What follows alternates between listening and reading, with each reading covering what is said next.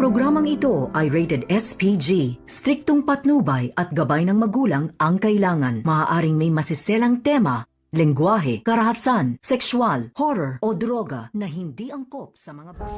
Walang hiya ka, Moira. Hindi mo na ginalaw yung padasal para kay Papa? Dito mo pa pinili maglasing? I get? Mas nadagdagan nga itong galit ni Giselle nang makita niya itong si Moira nalasing at nagmaoy dito nga sa Apex Hospital. At sinabi nga ni Giselle dito kay Moira na hindi na daw ginalang ang padasal niya dito kay Don Pepe sa agarang paggaling. At sinubukan naman ni Moira na nagpapaliwanag siya dito kay Giselle at nagsisinungaling nga ito na hindi daw siya nakainom. At nakita ni Giselle itong isang bote na mineral water at inamoy niya, yun pala ay alak ang laman. Kaya sinabi ni Giselle na kinakailangan daw umalis itong si Moira dito sa Apex Hospital.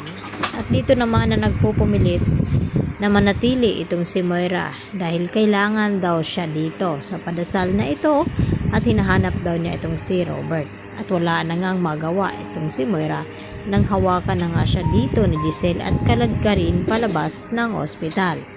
At dito naman na tinitingnan itong si Moira at Zoe. At banta pa itong si Giselle na kapag lumabas na ang resulta ng fingerprint dito ni Zoe at Moira. At kapag nalaman daw niya na may kinalaman itong dalawa ay hindi daw niya ito sasanduhin. At titiyakin ni Giselle na makukulong daw talaga itong si Zoe at itong si Moira. At hindi na nga nagkamali dahil maya-maya nga ay dito tinawagan itong si Giselle at sinabi na mayroon na ang resulta at kinakailangan na magpunta itong si Giselle dito sa presento upang makita at malaman ang resulta ng fingerprint dito ni Zoe at ni Moira. At laking gulat ni Giselle nang malaman niya na kumpirmado ang kanyang hinala na may kinalaman daw talaga itong si Moira at lalong-lalo na itong si Zoe.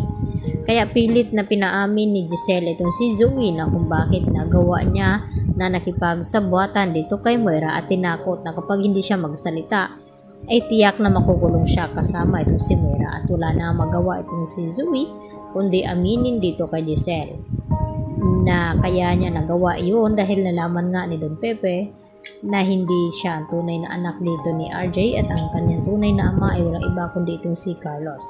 At hindi naman makontrol ni Giselle itong kanyang sarili kaya nagawa niya saktan itong si Zoe at maya-maya din ay dumating itong si RJ at itong si Annalyn. At pati itong si RJ ay nagalit ng husto kay Zoe na kung bakit sa tagal ng panahon ay nagawa niyang rukuhin sila at paanong nagawang saktan din ni Zoe itong si Don Pepe. Yun pala ay hindi nila kadugo ito. At dito rin na sinabi ni Annalyn kay Zoe na matagal na pala niyang alam na hindi siya kapatid nito at hindi siya ang tunay na anak nito ni RJ. At pinapatagal pa niyang sabihin at malagay pa sa peligro itong ngang si Don Pepe ngayon na siya ang dahilan kung si Zoe na kaya kumatos itong si Don Pepe.